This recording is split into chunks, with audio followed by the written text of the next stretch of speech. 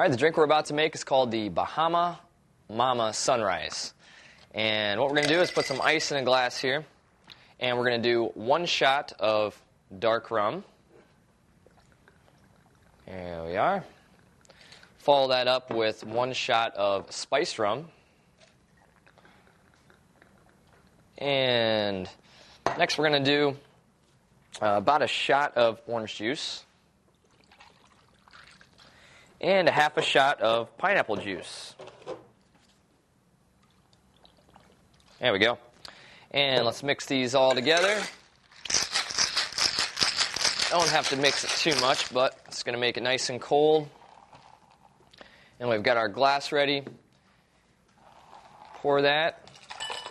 And then the final ingredient here is what's going to give us our sunrise look. Get your grenadine and watch the sunrise. Just pour enough in there to give it that nice sunrise red color. Straw and bottoms up.